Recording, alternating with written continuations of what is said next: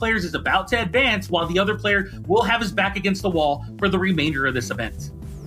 Yeah, very excited to see these two decks battling it out and these two players. Dragapult VMAX is going to be up against Blacephalon, the Glass Cannon. So very curious to see how those interactions work out, and piloted by some amazing players. Yes, absolutely. Now, the thing about Dragapult VMAX is that we have not actually seen it in action at a major stage before. We don't know exactly what its matchups look like, but in theory, you'd have to assume that Blacephalon is built to take down these street prize attackers. So, does that mean advantage Pramawat? You'd have to think so when you start doing the math, but of course, Tord Reklev is going to be placing a lot of damage counters all over the place, could work out some pretty interactions with Shrine of Punishment damage, so I'm sure that Tord has a strategy coming into this match. Now, we are about to take a look at Tord Reklev here on your screen, as I'm sure that anybody that's been following the Pokemon trading card game does not need an introduction to Tord Reklev. He has just been on an absolute tear since this international championship run began. As, of course, he's become the Oceania International Champion, European International Champion, and North American International Champion. On top of that, he's finally had a great Worlds finish in the 2019 season, as he made it all the way to the top 4. That's right, and on the other side, he is going to be playing against Micheal Pramawat. We all know him as the 7-time regional winner, but he's going to just go ahead and flex that international championship that he has, and the fact that he was a Worlds finalist in 2010. Now, the thing is, Micheal Pramawat was actually being discussed as potentially the greatest of all time for a little while, until Tord Reklev kind of just came out of the gates once the international championship started happening. I remember Micheal Pramawat actually won the very first international championships. Everybody had Mike's name on the top of their head as maybe perhaps the greatest to be playing the game at the moment. And then all of a sudden you see Tord win after win after win after second place. It was just an insane run by Tord, and all of a sudden all eyes are on Tord. Yeah, it's like Tord took it personal when he saw that Micheal came over and took the European International Championship. He just went on a tear after that. So, going to be an amazing game. Let's go ahead and get into the action and see how these two players battle it out. Yes, indeed, Kyle. As I am so excited to get this match kicked off. It is just an incredible way to start this tournament, as we have, once again, just some of the best players in the world competing against one another, and Tord Reklev going up against Micheal Pramawat in this first match of the Pokemon Players Cup Invitational. Micheal Pramawat looks to have won the coin flip, and he may have that may mean that he is going to be going first here. Yeah, it's interesting to see, actually, if he wants to go first. He's playing a deck with Welder in it, so sometimes accelerating those energies is important, and it looks like he does value that here, as he did let Tord actually take the first turn. Indeed, he did. And now that means that Tord gets the very first turn of this Pokemon Players Cup Invitational. Starting with Jirachi is about as ideal as it gets, really, as that just means that you start to get your Stellar Wishes going. If you get another Jirachi in play, you can get multiple Stellar Wishes going potentially every turn of the early start of the game. And of course, that Mysterious Treasure allows Tord to find his Dragapult V, just the most integral part of this deck, bar none, since of course it is the deck's namesake. Of course, we see Tord. He's going to go ahead and look through his deck right now, just trying to get all of those counts locked in. And it's so much easier when you're playing the Pokemon trading card game online. They're already grouped up for you. Saw that all his energies are there. And the most important piece of this opening turn is to get an energy on that Dragapult. He has no energy acceleration. So let's see if he's able to find that on this first turn. Well, I guess we'll have to wait and see, because Acrobike is the next card played here, as it finds a Psychic Energy but gets rid of that Professor's Research, already having one in his hand. Now, this is not an exciting start here at a Tord, but it does feature the Dragapult V and the Psychic Energy, so about as good as you can hope for, given the rest of his hand, as it looks like he's about to pass the turn over to Micheal Pramawat for Micheal to start his first turn of the game, as now Micheal has the Welder in hand and has 2 Fire Energies, Kyle. It's like he knew he was going to get the Welder. He went ahead and passed the turn over, gave Tord the opening turn, and then bang, he gets the Welder. Going to get off to a huge start here with the 4 energies from the Fiery Flint too. Just looking to burn through that deck, get all these Fire Energies in places that he knows, either his hand or his discard pile.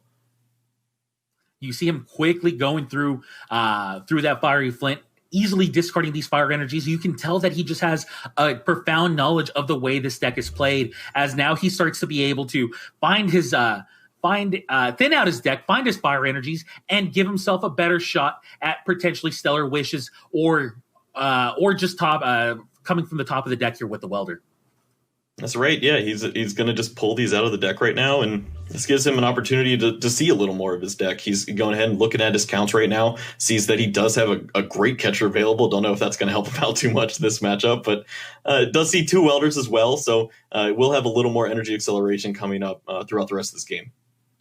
That's one of my favorite features of being able to play on the Pokemon Trading Card Game Online, or cast on the Trading Card Game Online, I should say, as now we get to take a good quick look at how these players spread their deck out while they start to find out which prizes may be in their 6 prizes. Now, Quick Ball is the card played here by Pram, as that does find him a second Blacephalon. Plays that second Blacephalon, but already has 3 energies on his active, and Fireball Circus will give him a turn 1 prize, will Pram, as now we start to see the damage output come out from Blacephalon and puts a lot of pressure on Dragapult V to start coming back from this early start here for Pram. Yeah, not often are you discarding 1 energy with Fireball Circus, but in this case, it is able to take the knockout on the Jirachi. But honestly, this is exactly what Tord wanted to see. He gets a turn to really get aggressive with his Dragapult VMAX. He does have a knockout lined up if he finds an energy, which he did. He found the Horror energy, actually, so going to be able to attach that to his Pokemon and really start to spread some damage. And this is where Tord needs to be. As long as this Dragapult remains for at least 1 turn and gives him a little bit of time to attach to his bench, I feel like Tord's going to be in a really great spot. Yeah, Tord has his ideal start, and it just seems to match up really well against the 120 HP of Blacephalon. The thing, though, is that Tord cannot be feeling comfortable here. He doesn't know what Mike's hand actually consists of, and he could be potentially afraid of getting that Dragapult VMAX knocked out in 1 hit. It seems so hard, right? 320 hit points is just so much. But that's the power of Blacephalon. Of course, Tord Reklev gets that big knockout onto Blacephalon here and starts to add the damage onto Michael's side of the field. But, I mean, you have to feel like if there's ever going to be a chance for Michael to win this game, it's going to be on an explosive second turn. It has to be pretty much right now then, because 320 damage is going to be a lot to ask. We see Michael is actually going to go ahead and use his Fiery Flint right now. There's not enough fires in his deck anymore because he was so aggressive in the early game, pulling all of those out of his deck. So only going to see 3 energies along with whatever's left in his discard pile for the remainder of the game. Yeah, and that's where the 320 hit points really comes into play. That's just so many energies that you need to have. You need to have 7 energies in hand and 3 in play. That's 10 total energies, and that's just so much to ask for out of a field that has no energy on it already. You see Mike doing his counts right now. He saw that he has 3 crystal and 2 energy retrievals, so potentially could recover a ton of energies in this game, but he's really going to have to start finding some things soon. This hand is not going to get it done just yet. And I don't think he helped too much. Yeah, unfortunately for Michael, it seems like he's kind of on the I hope my opponent doesn't have boss's orders plan, as it looks like he's just not going to have what he needs in order to get this knockout. However, if the Blacephalon doesn't get knocked out on the following turn, maybe he'll be able to pull it off in a 2-turn span. That's the real question that Michael's looking at. It doesn't seem like we'll be able to see a knockout out of him. But if he's able to keep that Blacephalon and play with those 2 energies, and he's able to get a Stellar Wish going and something along those lines, then maybe on the following turn he'll be able to get this knockout. Yeah, and that's where the damage play that Tord has is so relevant with those Galarian Zigzagoons. You can really just manipulate the amount of damage you get on the board, even potentially taking a knockout on Jirachi before having to attack. So could see a ton of different plays out of Tord here if this knockout doesn't occur. It looks like Pram's actually going to go ahead and take a Bursting Burn here to start to manipulate his opponent a little bit, and I like this play. Yeah, that Bursting Burn going to not only burn Dragapult VMAX, but it's also going to confuse it. That confusion matters a lot because there is no energy on the bench here for Tord. That means that if he wants to attack, he's going to have to get past that confusion somehow. That's a very aggressive play by Michael, putting up a GX Pokemon when he didn't have any two prize Pokemon in play. But it's coming at it's going to be putting a lot of pressure on Tord from here on out. Yeah, this is where Tord has built his deck to have a lot of answers to situations like this. He wants to be able to use those scoop up nets and the escape boards to help him out. So he does have some ways to manipulate switching effects. We could see him find a little bit of use there if he finds a switch, but I'm not seeing that out of his hand just yet. He might have to just play this down, get an energy on his Dragapult VMAX, thin out this hand and research and try to find something good here. His hand is pretty great, though, as it has both a Mysterious Treasure and a Quick Ball. So he's going to be able to find any Pokemon he wants to get, perhaps another Jirachi, just so many different options. And on top of that, going to find himself 7 new cards with that Professor's Research. Just a very good hand here out of Tord. And if he's going to have an opportunity to get out of that confusion lock, it's going to be with the hand that he's got right now. Yeah, we see Tord's just continually thinning here. He's going to get that Jirachi. I'm honestly not even sure if he wants to play it. He could just give himself room to have multiple Galarian Zigzagoon right now if he wanted to. But of course, switching around with Jirachis is nice. Going to choose to go ahead and just toss that right now. Looking for some switching effects. Does find a skateboard. Has an escape board, but no switch to go with it. However, if he puts the escape board on and then uses Jirachi, maybe the Jirachi can find the switch.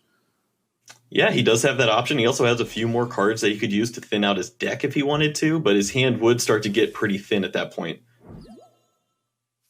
Actually chooses to retreat and promote the Dragapult VMAX with Shred, and that's going to be 60 damage onto Blacephalon GX. It's not a one-hit knockout, but you weren't going to get that one-hit knockout anyway. Putting 60 damage on Blacephalon GX is going to allow it to get knocked out the following turn if he has a boss's orders. Now, Pram gets to start his turn. The very first mission was a success, as his Blacephalon does still have 2 Fire Energy on it. Now, the thing is, his hand, honestly, not great. It's going to need a lot of help, and that means that Eldegoss and Jirachi may need to pull double duty there. Yeah, right now he's looking. He's wondering, can I just grab that Dedenne? But of course, doesn't have that option available to him. So he will probably have to use that Eldegoss. He could use that Happy Match ability and pull that Welder out of his discard pile, and then start to accelerate his hand a little higher with that Fire Crystal. But I don't think that this ends in a knockout in any way whatsoever. Honestly, we might see him just go for the bursting burn again, get both of these Dragapult VMAX down to at least 300, and then you're only asking 6 energies, which also sounds like a lot. Only asking for 6 energies. As we see Jirachi now retreat onto another Jirachi. That is another really powerful play here by Micheal, as he was able to dodge the first boss's orders. Maybe he can dodge another one. And if he can just keep his opponent from knocking out maybe the Blacephalon in play, then he could eventually get that 320 damage onto this Dragapult VMAX. That's really the only thing that Micheal can do, as his opponent Tord was just able to have such a powerful turn 2 and really stopped any kind of momentum Micheal had at the beginning of the game. Yeah, we also know that Micheal does play that beast energy in his deck, so he could potentially manipulate the numbers that way, and maybe he only have to lose 6 energies because he has that plus 30 going along with him. So of course, got to keep that in the back of our mind, too. Now, you have to keep in mind, when you have 13 Fire Energy in your deck and you need 10 of them to be able to knock out Dragapult VMAX, that's just so much to ask for out of this deck. And granted, this deck is very good at acquiring energies, but, I mean, come on. 10 out of 13? He just went for the burst. Burst GX. He went for Burst GX. That was really interesting. He go ahead, just take a prize card, did find the energy as well, so he gets to attach that to his Blacephalon GX, and what an interesting point here in the game for Pram. But he does have that Quick Ball, so maybe he could use that to get the Oricorio and start to set up for that huge knockout on the Dragapult. That did put Pram ahead on prizes, 4 prizes to 5. So maybe Pram's thinking, if I can knock out a Dragapult VMAX, then maybe potentially just take a single prize at some point. Maybe I'll be able to sneak out a win like that. That's really, I don't know. That Burst GX just came out of nowhere. Really, out of all the game plans I was thinking for Micheal, that was not one of them. Yeah, I mean, we know that he does have that Cramorant V in his deck, so maybe he could try to line up some snipe attack, something later on down the lines. But And of course, the Really? one boss's orders.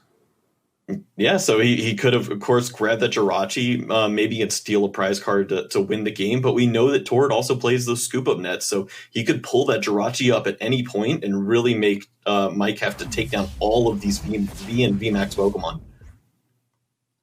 And that's a knockout onto that Blacephalon GX. There was no need for a boss's orders out of Tord.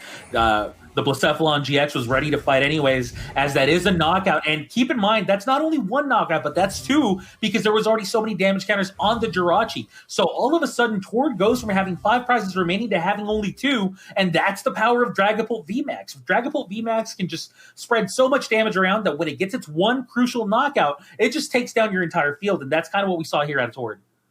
Yeah, if Michael's turn doesn't end with that Jirachi leaving the board at some point, he's just going to lose the game. This Blacephalon would get knocked out, and along with that, we'd see the 5 damage counters spread onto the Jirachi, taking the double knockout to close out game 1.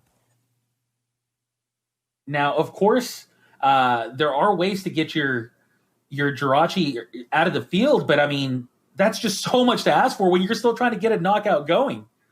I think Michael's list actually is not even playing the scoop up nets. He's gone with the other approach, which is the boards and switches. So I think this Jirachi's here to stay, and that's going to be a real big problem.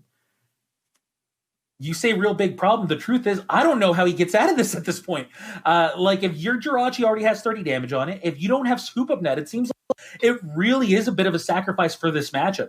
As if you have scoop up net, yeah, you can get out of this kind of a situation, but without it, you eventually just get locked out of the game, which is kind of what I think is about to happen here in this first game between Micheal and Tord. Yeah, I'm just looking at his hand right now, trying to see if there's any potential way out, and I think he did find the way out. It's that so is Mike as he hits there. that concede button. That does mean it is going to be game 1 against Micheal Pramawat. That was really impressive by Tord, honestly. I feel like when we were talking about the matchup, the damage spread does seem important, but when you see him just get to manipulate the damage counters, put a little bit on a Jirachi, and then set up for that double knockout, potentially triple knockout when he did get to take out the GX, I mean, the prize swing, it doesn't matter if you have 320 hit points. It's really hard for Pram to take down, and he got to this huge lead very early on that just kept rolling. After seeing this first game play out, you got to see how important that scoop up net really is in this matchup, and not having it is just, whoa. Like, how do you eventually win the long game against Dragapult VMAX? I'm not actually sure how he's going to be able to pull that off. I guess we're going to have to wait and see. Remember, having 120 hit points and your opponent having 130 damage plus 50 to spread around just doesn't spell out for very good math here if you're Mike. At the same time, Mike has been playing Blacephalon for a little bit. I'm sure that he knows how to play the deck, and I'm sure that he's played this matchup before, so I'm sure he's got some tricks up his sleeve. Well, he's going to need a really big trick because that hand is atrocious. He has nothing else going for him right now. Of course, he could use a Fiery Flint and start to burn through, but he's going to need Jirachi to help out a lot here. And now we do see Tord Reklev starting off this first turn of the second game, finding a Dragapult V with the Mysterious Treasure in all likelihood, and already again starting off with Jirachi as his active Pokemon. That's going to be very good for Tord, as that's going to allow him to get a consistent start. That's what helped him win game 1. He had the return KO, even though Mike had a turn 1 knockout with Blacephalon, 3 energy in play and everything. Tord was prepared. Tord had the knockout already, and that came from the consistency that Jirachi provides. And again, being able to start with that and being able to find that Dragapult V just spells good news for Tord Reklev. Yeah, just to note on how important it is for the opening turn for Tord to get an energy, he plays 2 energy spinner in his deck, and he doesn't care about accelerating energies. He'll never need to have 3 energies on the second turn, but he just wants Jirachi to find him an energy. And he was able to find an energy off of the Acro Bike, so he does have that attachment for the Dragapult. Could potentially have the Dragapult VMAX attacking on the second turn again, and we might be looking at a really similar game here. Yeah, it really does seem like we're looking at a similar game, especially looking at Tord's hand. Tord's hand is just, in my opinion, just stacked. It has almost everything it needs, and now again, Fiery Flint out of Mike. He finds himself some fire energy, starts to thin out the deck, try to give himself the best possible Stellar Wish that he can find. But at the same time, we've seen how Tord's setup is the most important setup that we can see. If Tord starts to get a turn 2 attacking Dragon Bolt VMAX, it's very hard for Micheal Pramawat to keep the momentum going. He needs multiple welders on top of Fiery Flint and Fire Crystal. Yeah, this is going to be pretty wild. I'm trying to think of the one card that helps Micheal with the Jirachi Stellar Wish right now. And honestly, it might even be Quick Ball into Dedenne. Just throw away everything, try again. Because Welder doesn't sound very great. You don't really want to accelerate energies onto any of these Pokemon right now. It looks like you have both options there. He has Quick Ball and Welder, right? Well, we'll see if he's thinking the same thing I'm thinking. This is pretty rough kind of setup, but I think you might have to throw away a bunch of fire energies to get rolling. Oh man, he disagrees. Yeah, he disagrees. He thinks that he's not going to win the game if he gets rid of these 7 fire energies without them doing anything. It's rough. It's a really rough spot here for Mike. Remember, all he has is an Eldegoss V. If he doesn't find himself another Pokemon, which he does though, finding himself both a Jirachi and an Escape Board, that he was going to be forced to play the Eldegoss V just to avoid getting benched. It was just not a good spot here for Mike, and still isn't really. Now, Quick Ball, though, very powerful card for Mike. Yeah, where do you go from here now? He's got the Quick Ball, so he can get the Blacephalon, but honestly, do you even want to play it down right now? You know your opponent could have the boss's orders. Just remove that from the board, and that's pretty much your only way to get out of this situation right now. We do also see that he only has the 2 Blacephalon right now, so one is in the prize cards. He's going to have to make a lot of work happen from just those 2 Blacephalon, or maybe this Blacephalon GX even. Yeah, it looks like he was eyeing down the Blacephalon GX. He wasn't sure if he wanted to pull the trigger. He eventually decided to do so, and that's an interesting play. We've seen how he values the Blacephalon GX to perhaps bring Dragon Bolt VMAX down to 300 hit points, make it a little bit easier for him to get a knockout onto it with his regular Blacephalon, and at the same time kind of make Tord have it. The thing is, though, Kyle, and this is something I've been wanting to stress for a little while, Tord is known as the consistency king. Like, what Tord does is he plays just extremely consistent lists above choosing to tech out for certain matchups. And this deck and this tournament are no different, Kyle, as I believe that Dragapult VMAX from Tord is about as consistent a Dragapult VMAX list as I've ever seen. Yeah, this feels like a Drampa. It feels like a Golisopod Zoroark. It feels like everything we've ever seen Tord pilot in his life. That just these really nice heavy lines and a bunch of consistency cards do this one simple thing really good and let your plays really shine through the simplicity of it all. Yeah, I think that's just telling of how confident Tord is in his abilities. Saying, I don't need unique special cards to get myself out of any type of situation that these other players might choose to do. I'm going to take the advantage that I have of being, just a phenomenal mechanical player and use that as much as I can to give myself the best chance at always drawing what I need. And sure enough, that's the deck that he's playing today. As we see again, a turn 2 Dragapult VMAX. All he needs is the energy right now. And that's about as good as it can get here for Tord. Yeah, this is beautiful. He's got the double damage counters to put down on the Jirachi, lining up for a double knockout here if he's able to find an energy off of the Professor's research. So we'll see if he's able to get that here. He does play 9 energies, does find 2. So he's going to have on top of the energy spinner lined up. And that's really the only way that Micheal can get out of a situation right here. Look at his hand. He has Eldegoss that can find him a welder, but from there, where does he go? He's going to see a few cards, and then it's going to be so hard to take down a Pokemon with 320 hit points. Again, this is just a phenomenal second turn here for Tord. He had a great second turn the first game. This one, perhaps even better, as he now gets to take down both Jirachis, leaving Tord with only a Blacephalon GX in play.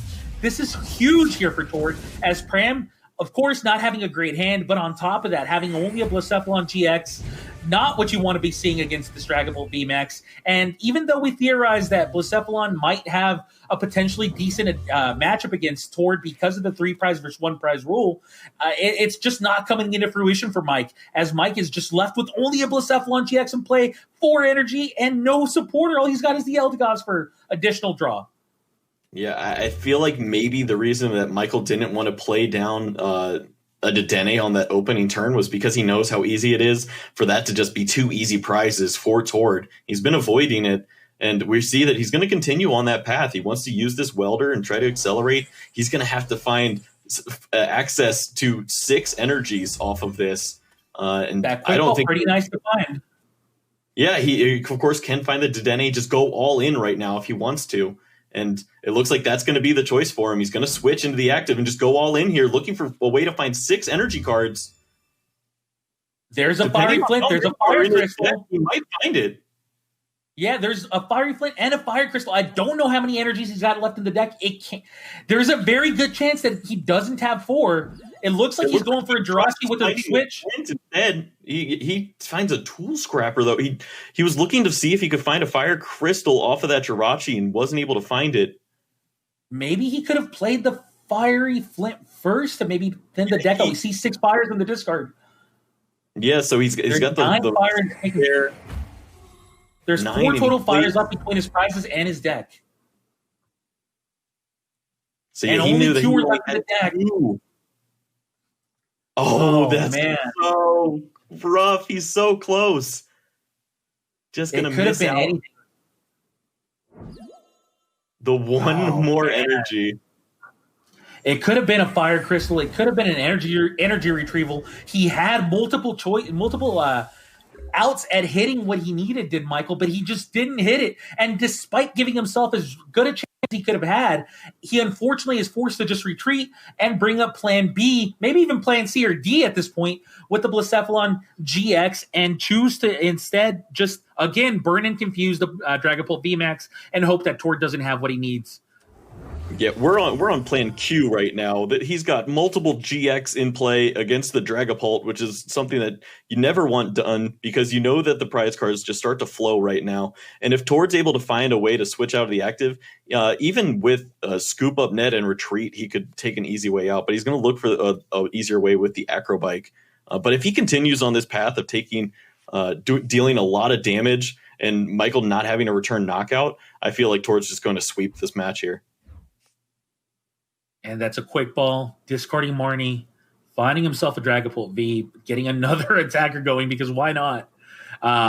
Really, more than anything, it's just thinning his deck, trying to find himself what he needs to kind of seal this game against Michael. He knows that he's been able to take a really big lead in both games 1 and 2, and he was able to seal the deal game 1. Will he be able to do this again game 2?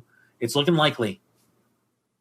Yeah, now we're going to see if he's interested in the retreat plus scoop up net. And that looks like he is going to take that route. This is a little more risky to a return knockout because you are going to be putting all of your energies in play at risk to a Blacephalon knockout.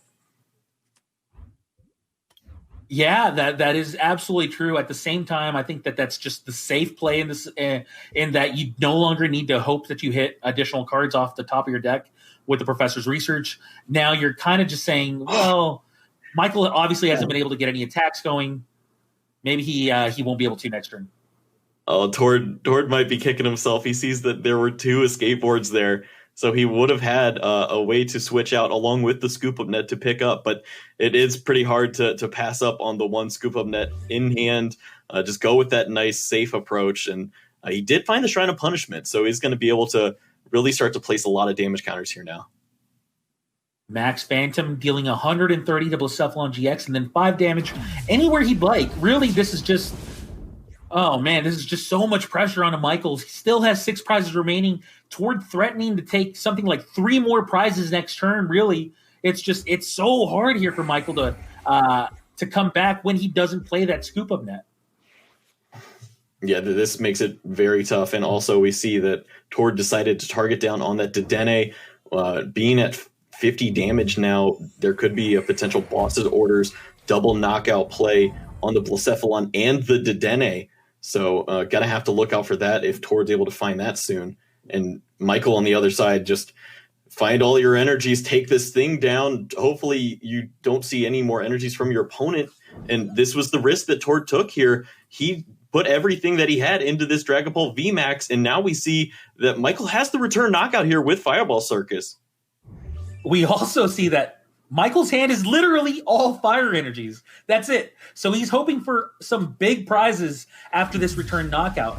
But this is a huge turn here for Michael as he found that fire crystal at the very last possible turn, honestly. And now that's 3 prizes taken for Michael, and more importantly, no energy in play here for Tord. Yeah, this is where it does get a little tricky. Fortunately for Tord, that the Shrine of Punishment did stick, so that damage is going to continue to compile. Even if he is just dealing 60 damage with a shred or something like that, that damage will start to add up. But now he really has to think, what do I want to leave up in the active spot against this big Blacephalon? Because if I'm not knocking this thing out, do I really want to put a Dragapult in range? Yeah, all it takes is 2 more Zigzagoon ability hits from Zigzagoon onto the Blacephalon GX to knock it out after that Shrine of Punishment damage at the end of this turn here for Tord. So that's another key thing to think about. You might not actually need to use another Max Phantom if you can just start getting these knockouts onto the final onto the heavily damaged Pokemon here for Michael. Yeah, we're gonna see that Tord is just going to go ahead and burn that hand again for himself. Use the Scoop Up Net, get that 10 extra damage. Really curious to see where he decides to place this, because I really think this is going to tell his game plan for the match. Could just, it looks like he's going to add Blacephalon. And now I think really his plan is just going to be make my opponent have to have boss's orders along with all the energy. I'm just going to hang out in the active spot, and if I can find my own boss's orders, I'll just remove the Dedenne from play on the following turn. And looky there, we do see the boss's orders off of the Jirachi Stellar Wish, so he can just pocket that right now. If he can survive one more turn hanging out on the bench, then I think he's got a pretty good game plan lined up.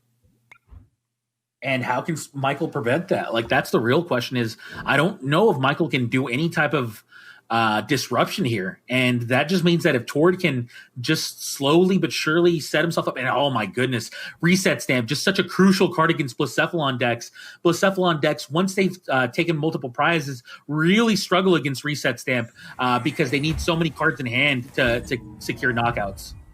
Yeah, that's why we see a lot of these players playing Oricorio GX, so that they can start to bring some of those cards back into their hand after what can be such a devastating blow here from a Reset Stamp. And Michael actually is able to find it, but there was no knockout on this turn.